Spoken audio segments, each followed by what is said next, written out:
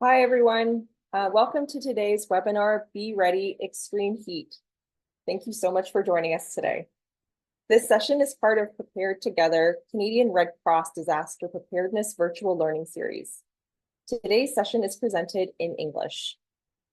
The spring and summer of 2024 are predicted to bring an unprecedented level of intensity for emergencies across the country.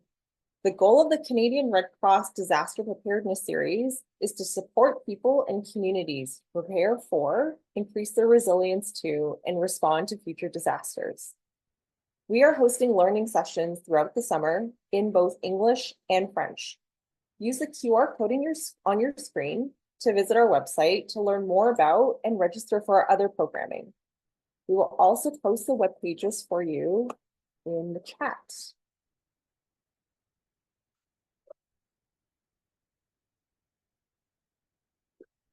And just a few housekeeping items before we begin. I would like to give an explanation of our setup. So closed captioning is available in both English and French. Just click the closed captioning button in your Zoom control panel. Today's webinar will also be recorded and recordings will be sent to all registrants. At the end of today's session, we will have a Q&A period. So please leave your questions in the Q&A box in the control panel at the bottom of your screen. And we will get to as many as we can at the end of the session. We will be interacting with our facilitators today using the chat box as well, but just to make sure that your questions actually get answered, please use the Q&A box. There will be a feedback survey that launches on your browser once you exit today's webinar as well. We really appreciate your input on how we did today. Resource packages from all of our sessions in this series will be available on the CRC website this summer. The slide deck will be included on our webpage as well. Any questions about today's programming, you can email us at rrr@redcross.ca. Okay, and then without further ado, I would love to introduce our Canadian Red Cross presenters for today.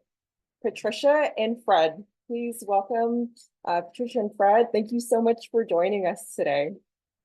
Thank you. Thank you. Okay, so welcome everybody to this webinar on extreme heat in Canada. Thank you for your interest and for joining us today. So before we start, let's do a land acknowledgement. I would like you all to introduce yourselves and tell us where you come from. And of course, your land acknowledgement, as we are going to do it right now. Let's put it in here.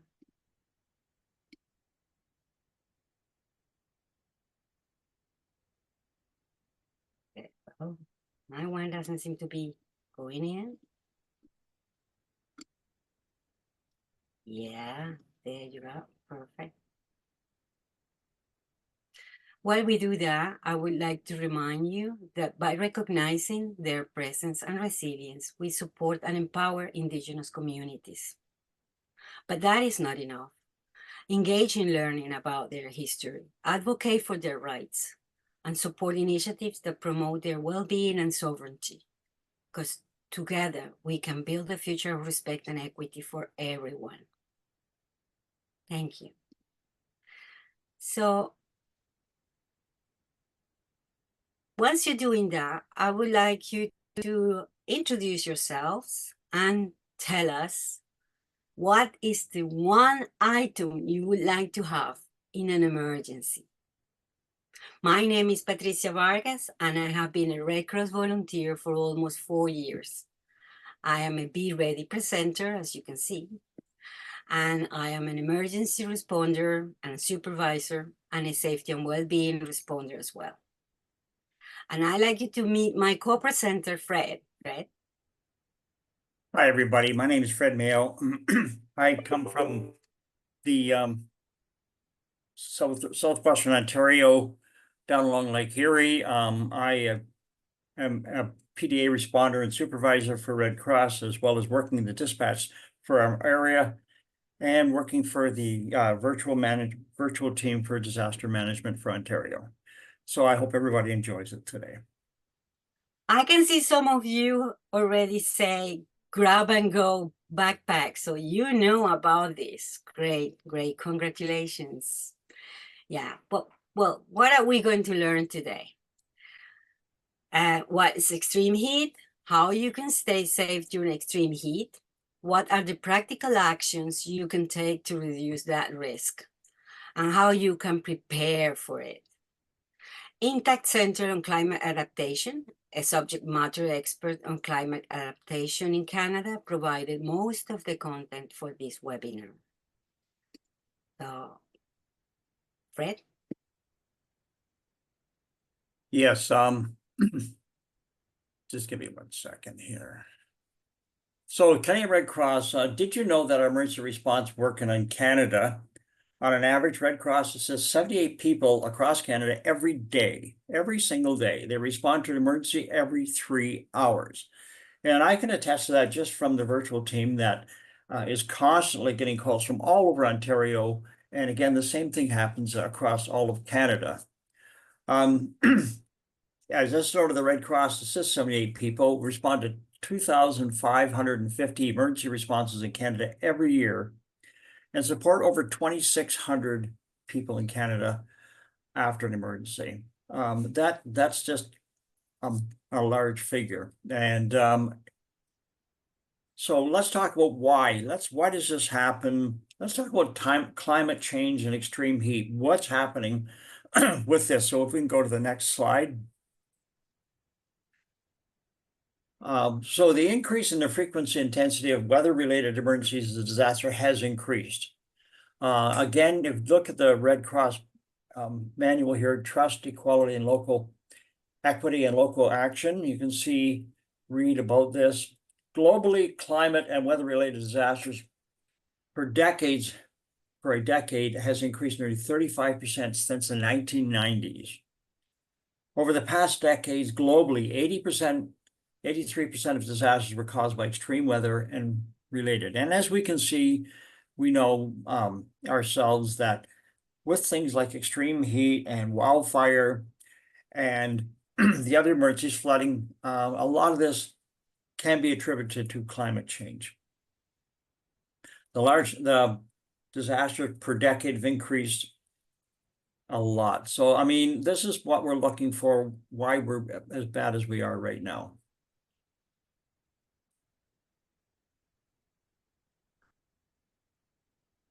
So, Patricia? Oh, is it, before we talk about extreme heat risks, it's important to understand what is extreme heat. The definition of extreme heat varies based on geographic location and weather conditions such as temperature, humidity, cloud cover, and duration of the event. But in general, it is when air temperatures and humidity are much higher than average and for a prolonged period of time, for a given time and place. There is no major difference between the term extreme heat event, and extreme waves in terms of the heat itself.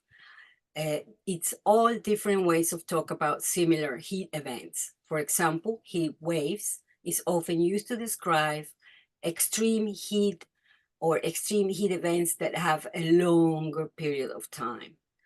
Environment and Climate Change Canada issues heat warnings at different temperatures depending on the region.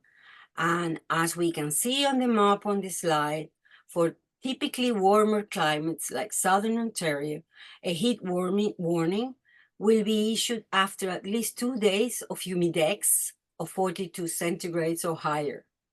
Whereas in Labrador, where will be a heat warning after only an hour for the humidex reaching 40 degrees. So it's not the same everywhere. High humidity can also worsen the impacts of extreme heat. That's why forecasters often use what's called the humidex, which combines humidity and temperatures to describe how hot it actually feels, which is what's important. Extreme heat events are growing public health are a growing public health risk in Canada. And we know that because they can become deadly. Extreme heat is deadly and have a severe impact on our health, infrastructure, services, natural environment, and of course, the economy, which is not that it's more important, but it is important. It's dangerous for health and well-being. Here in Canada, it claims more lives and is responsible for more weather-related illnesses than most other weather hazards combined. Extreme heat can increase physical health issues, like health problems caused by air pollution, smog, air particles, things like that. It exacerbates underlying health conditions, including heart disease, asthma, diabetes, and kidney disease. Increases health problems linked to body temperature imbalances. Not everybody can balance their body temperature as well. We said it can become deadly. Well, extreme heat event killed 619 people in British Columbia in 2021. Would you believe it? It's horrible. And 86 people in Quebec in 2018. This is no joke. But without having to go to the extreme, mental health and well-being can get seriously affected just by heat alone. Mood disorders, anxiety, dementia, and psychological distress are more acute in those periods. It especially increases challenges for populations at risk, like other adults, low-income households, the homeless. Yeah. Extreme heat can also affect infrastructure and services. It can put pressure on the electrical power infrastructure, causing failure and power outages. It can disrupt digital and telecommunication services. It also damages transportation infrastructure, damage to the road network, or thermal expansion of the rails. It's just amazing. Extreme heat can also impact the natural environment very much. Increases water stress on plants, reduces insect population, which I didn't know before I did this. It's amazing. Changing bird communities and their way of behaving, etc. And lastly, it impacts the overall economy because extreme heat can reduce economic productivity. It can damage or kill crops and livestock. And overall, it reduces our quality of life.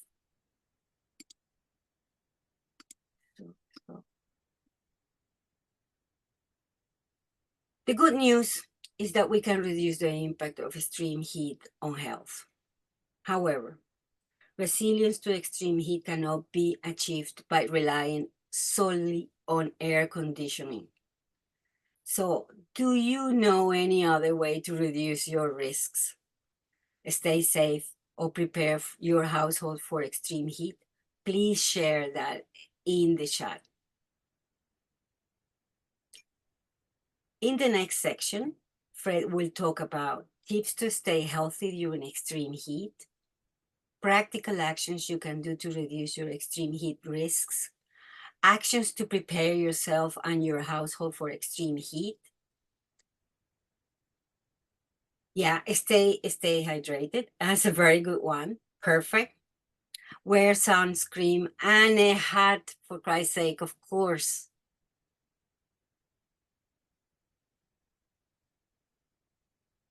Watering your house's roof with the hose. Oh, that's a good one. And I don't have that one in here. Great. Congrats. So, Fred. Thank you. So what do we know about extreme heat and how to stay safe and reduce extreme heat risk? Follow the tips to stay safe during extreme heat. Take practical actions in your home to reduce extreme heat, and take actions to to prepare yourself for extreme heat.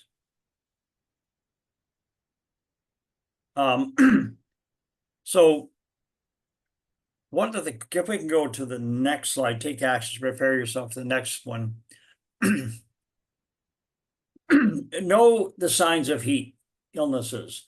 So heat exhaustion, excuse me, everyone here has probably had heat exhaustion at one time or another, whether you knew it or not.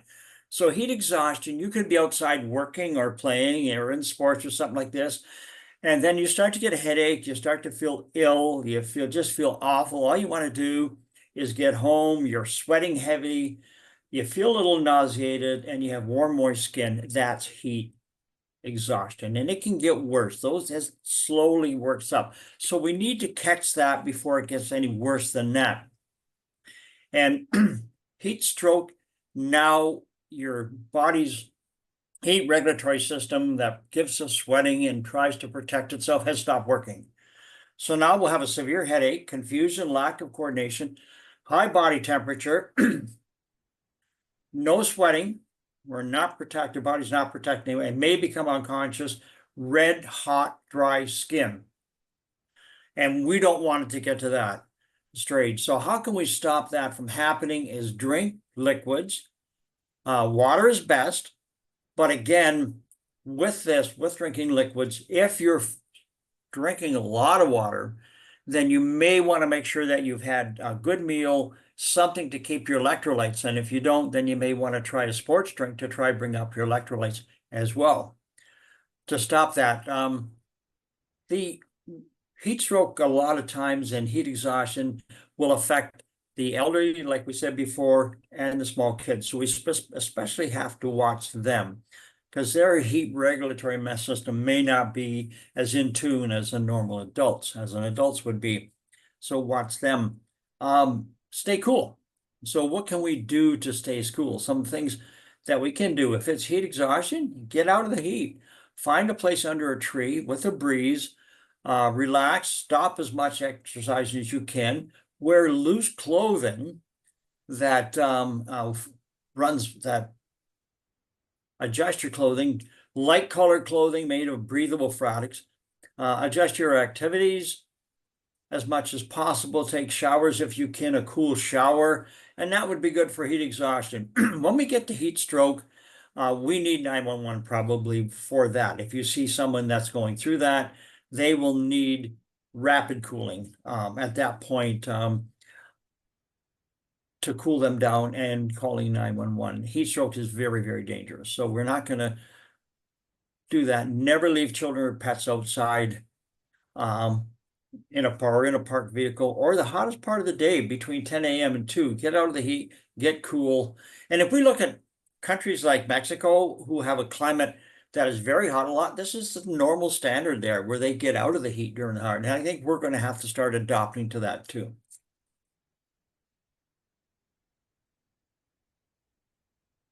So actions to reduce your risk, help people at risk and arrange for check-in on them. So if you have neighbors or friends or elderly family who you know are at risk, keep an eye on them. Make sure that they know what to watch for. Call them ahead of time, check them again. Heat exhaustion, heat stroke, greater for risk populations. Anybody can be affected. Don't be afraid to touch in and check in with them. The other thing you can do is you can check your heat alerts. Check for Weather Canada. Again, if you've got a cell phone, you can check your weather network and it will give you the heat alerts.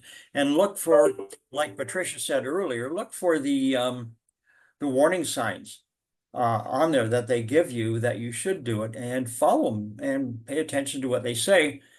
Again, educate yourself and be ready that when this happens that you're set to go up. And you can sign up for health alerts on your phone, such as the Weather Canada and Environment and Climate Change Canada issues periodic ones.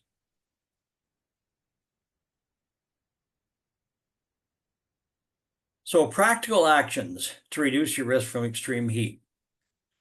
Plan ahead and keep cool. Your windows, I mean, if you've got a breeze in your area, open the windows, get them open. If you don't have air conditioning, open your windows wide, and cross ventilation can help on sides where the sun is very, very bright and you're not getting across. You can use curtains that will actually block the heat to some extent. Get cool. If you're not inside, then get outside, get under a tree if you can. And that's a good thing, out of the back. Now, I know we have air conditioning here, but a lot of times we will go out front under the tree where we have a bit of a breeze to cool down if we're going in between stuff like this. And you could do this with seniors and get your water bottle, wear your light clothing, and a hat, a good hat to protect you from that. As you can see, that I'm pretty prone to heat problems as my head, so I have to have a good hat that covers me, but it's still light. That'll help too. And insulation your home, like beforehand, you know this is coming. There are grants you may want to check into and see about getting your home as insulated and tight for drafts in order to keep cool air inside. A lot of times we'll just close the house right up, close windows and everything up, and hopefully we can get through it without having to turn air. And if you don't have air conditioning, in other ways. So this is how we can prepare ourselves to help ourselves with this. Patricia? Okay. Yeah, I love the answers that you've put in the chat. Like, yes, there is a way to apply for coverage if you are disabled or save on energy. Please do go there. And yes, heat stroke is a medical emergency and you must call 911. This is no joke. As I said, this is deadly. This is no joke.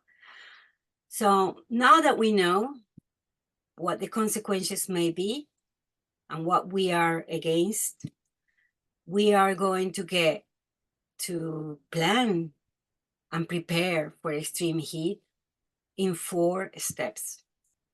Know our risks. That means being informed. Make a plan for it. Means making everybody on your household on the same page. Build a kit, and of course, build a network, because we're always going to be stronger together. Okay? So, first step, know your risks. Know where to find information on weather heat conditions. Sign up for Environment Canada's public weather alerts to keep you up to date on heat waves and other hazards in your area. It's not just heat waves. Sign up for weather alerts on your computer or your phone to stay aware of what is happening right now around you. One of the primary sources of information is your local area, municipality, or community, because you want to know what is happening right around you. You can call or visit the website of your area to find out the type of services they offer, the local alert systems, and of course the evacuation procedures if necessary. When extreme heat is expected, make sure you stay informed by listening local news and weather reports for heat warnings. Beware of both the temperature and the humidex, not just the temperature, because as I said before, it depends on how it feels. And follow any recommendations by your local authorities. Just pay attention and follow their recommendations. Follow your social media as well. It can be Facebook, as they share information on real time and the effects of an emergency, like an episode of extreme heat. Maybe watch the TV, listen to the radio, and read electronic newspapers that relay information issued locally.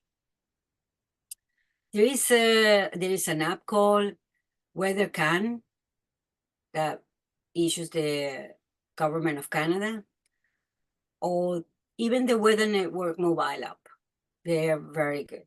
Only you have to go to the app to get informed. Get more preparedness information. More than what we are doing today, there is a Be Ready section of the Red Cross website and the Get Prepared website of the Government of Canada.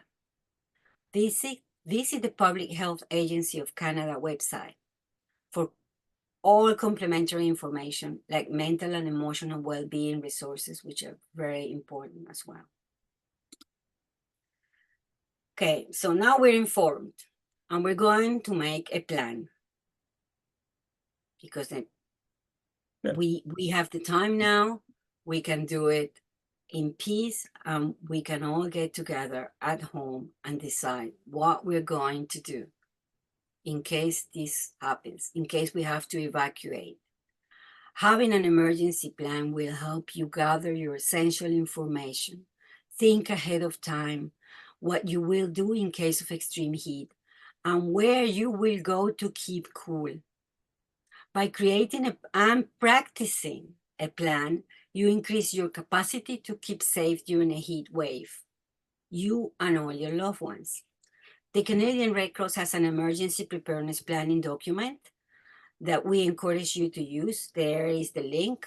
It looks huge. It looks like, oh my God, I don't need this. Yes, of course, it's not tailor-made for you. You're just gonna take this template and adapt it to your own very specific needs so that it has all your relevant information.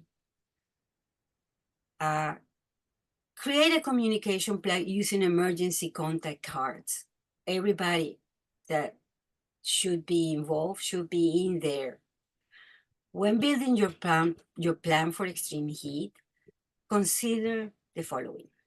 If you don't have air condition or heat pump, make sure you plan identify places that you could go during the hottest time of the day.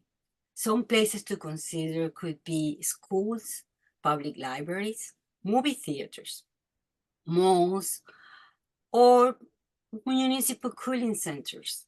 But make sure you know where to go. If you don't own a form of transportation, plan for it. Plan how you will get to that cooling place.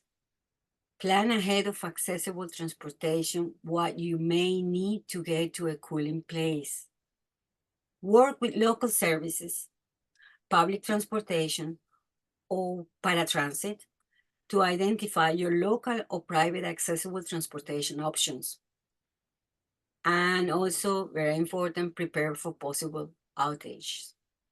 You see, having an air conditioning sometimes is not enough. If you have a power outage, you have to plan for that. Your plan should be specific to serve the unique needs of you and your household.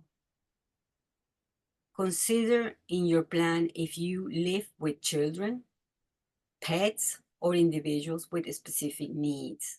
All of them have to be included and have to be thought about carefully. So, step 3, build a kit. Fred? Okay, so one of the things we're going to do is prepare for extreme heat. Okay, so be ready. Build a kit. So again, here we see we have 2 liters of water be available. Have your radio, and again, I've got one of these little radios like this in case it's a hydro go. And our hydro just went out recently because of the lightning strike and extreme heat. It was 30 degrees. The hydro had gone out, so we were forced to do this. I have one of these little radios like this that you can buy on Amazon. You can crank it. You can have spare batteries for it. You can plug your phone into it. You can get the weather network. Have extra batteries available for your cell phone so you can get the alerts. Electrolytes and water. So you don't necessarily have to have Gatorade or something like this, a sports drink. If you have the sport drinks packages or powders you can add to your water, and they last quite a while. Be prepared. Get your first aid kit. Have it ready. Know what you need for your family as far as this when you're packaging up, such as if you have medical emergencies in your family and people who are very prone to heat exhaustion or heat stroke, be ready for that and have their medication.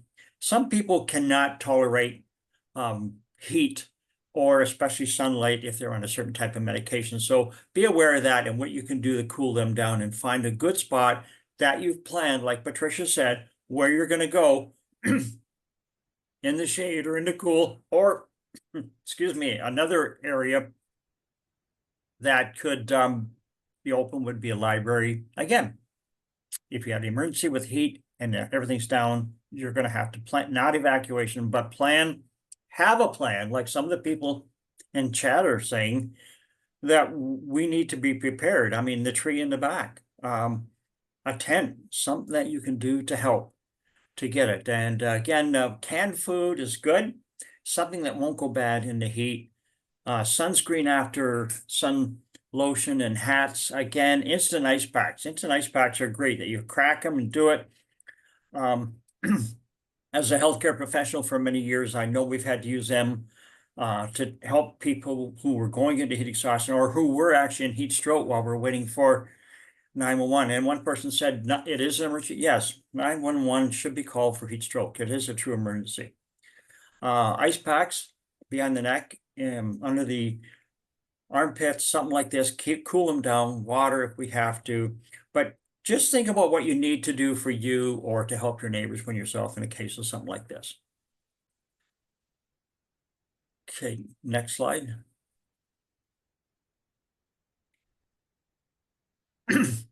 So know your neighbors, attend neighborhood events, become a neighbor, a member of local organizations, and again, create the buddy system. So in your neighborhood, it's a good idea to know what you've got. I was at a public meeting one time, and the lady at the public meeting says, well, I'm not worried about anything happening here because I've got a firefighter and a police officer and a paramedic on my street. That's good to know, but it doesn't necessarily mean that they're going to be there if there's a true emergency. So you need to prepare for yourself, know your neighbors. If there is somebody that can help, great. Create a buddy system so you can call each other. This is one thing I see in our area. We have a Facebook thing for the neighborhood. And if anything happens like this, that people need something, they can come in and ask on the network what they can do or what they offer to help or what they can do to help.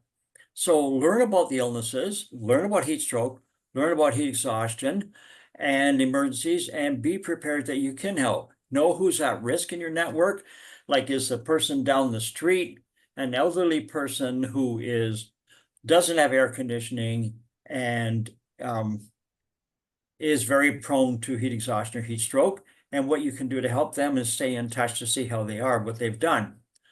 Again, family members. How about your family members? What are their call if you can, or visit and talk to your neighbors and your friends. Keep in touch. Keep the buddy system like we talked about for extreme heat for everybody. And building the network is so important, and it's not hard to do in this thing. A lot of people who are in large apartment buildings, especially geared towards low income, are at a greater risk. And this is where it's important to check on your neighbors and see where they are, what they've done to help and what you can do to help them. Okay, thank you. Next slide. Okay, in summary, extreme heat events are becoming more frequent, more intense, and longer in Canada. They are having a significant impact on health and claiming lives. There are simple actions we all can take to stay safe, reduce our extreme heat risk, and prepare. Proactive and consistent action is a great place to start. Now, I would like to ask that I am amazed at the level that you all have of knowledge about this. You are really well prepared. I'm so glad to see that. And I am sorry to say, yes, there are loopholes, there are things that are not perfect in Canada. That's why we're here for, working to make things a little bit better every day. And maybe if somebody is in a very fragile situation, can get hold of, just as Fred said, their community. There are caseworkers, but there is also a bunch of good people out there willing to help. That we are all volunteers. Aisha, yes, if you are a Red Cross volunteer, you know what I'm talking about. We just do this and we help. And little by little, things will get better. People who are most at risk will get the help they need. And this webinar is about creating that conscience in all of us and teaching us not just how to be safe ourselves, but how we can help other people, build a community. And as I said, we will be stronger. We will make a better country and a better community by helping each other. So, where were we? Next slide. Do you have any questions about what we've discussed today? I'm going to jump in here and open it up to the formal Q&A with that. But I just wanted to let folks know that we actually will be delivering this session again in French on July 2nd. So if you wanted to register for that session as well, there is the QR code to access our webpage. And our July programming has also just launched.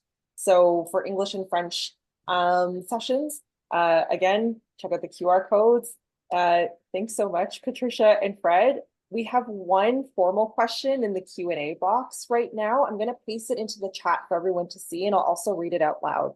So the question is from Alice: does slowly exposing yourself to heat prior to heat waves, for example, walking during the mid-late afternoon during spring and summer when regular heat levels are rising, help adapt your body to heat? Oh, we're missing one slide though, about the extreme heat resources they can go to. Okay, let's go back to that. My apologies. Yep, and let's leave this up on You the can, page. yeah, Yeah, great. okay. Yeah. Cool. Because this Okay. will help everybody to get help if they need. And you can do a screenshot, or you can take it from there with the phone, whatever is best for you. Another thing is know your limitations, know who you are. Some people who have medical conditions are more prone to heat. They should not be doing this. They shouldn't be doing it. They should basically, I know acclimatizing yourself is one way, but I would really caution people to be very, very careful when you're doing that. And one of the things that's been brought up, I noticed in the chat, is a lot of people are very concerned about evacuation, and it's true. Like, you're not going to be able to evacuate. That's why we're doing this and giving these webinars to teach people, to help people deal with heat, because like you're saying, not many people will be able to evacuate. They're going to have to deal with it where they are. So these are different little tricks that we can do and methods to help us prepare for it and to deal with heat emergencies when they occur.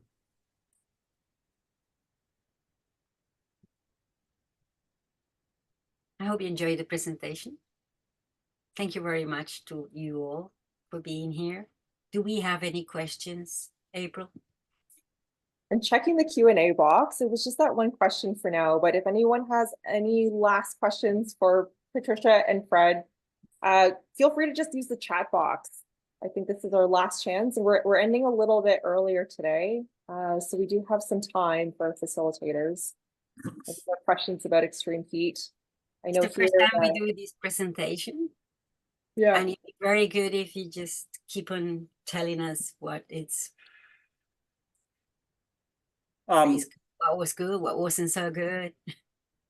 Some of the things I've seen in here would be cooling packs. Somebody wants to know where you can get cooling packs. I mean, you can buy them at the drugstore. Most of the drugstores and something like your big box stores will have them there, especially now this time of the year. And let's face it, what's our place that a lot of us get these things from is the dollar store. They have them there too. So go ahead and take a look, see what you can do when you're preparing your kit. And you don't necessarily always have to spend a lot of money on these kits. It's just common sense, like water. You need water, Gatorade, or some type of sports drink, I should say, instead, or the powders.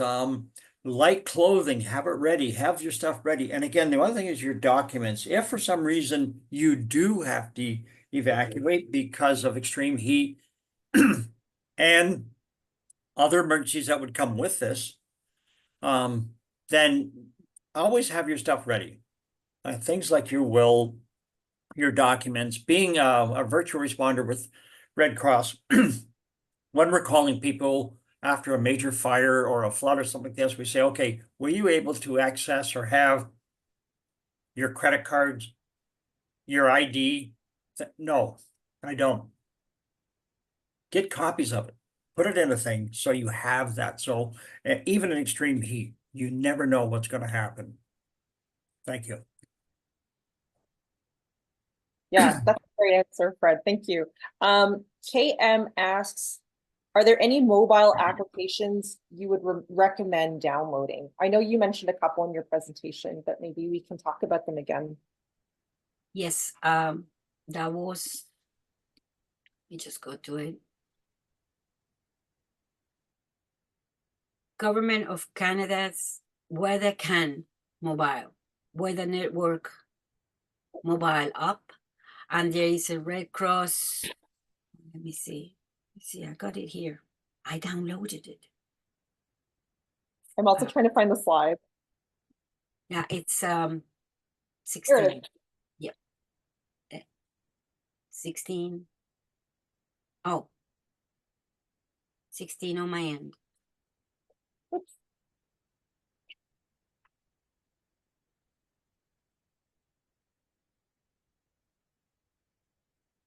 Dan has a The couple. Weather Can mobile app.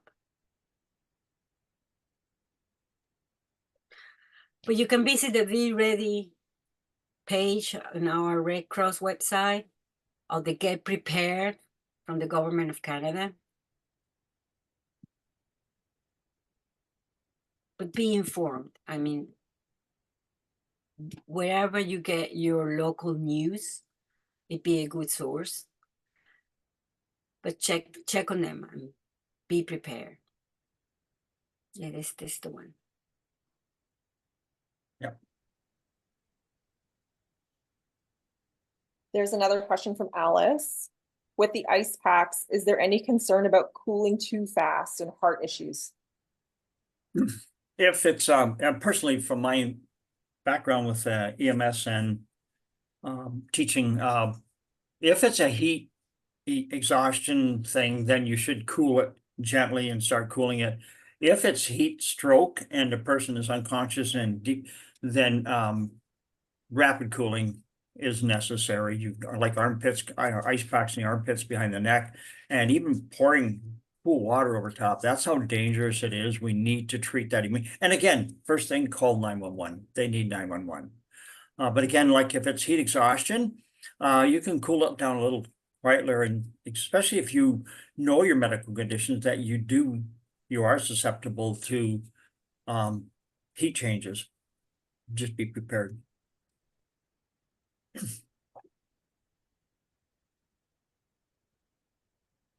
Wonderful. I think this is a good time for us to wrap up if there are no more questions for Patricia and Fred.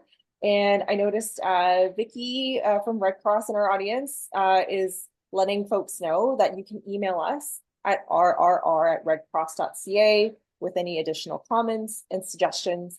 And when you close the webinar today, a feedback survey will automatically pop up on your screen. And we would love your feedback on how we did. We'll take 2 seconds of your time. Really appreciate you joining us. And thank you, Patricia and Fred, for sharing your expertise with us today.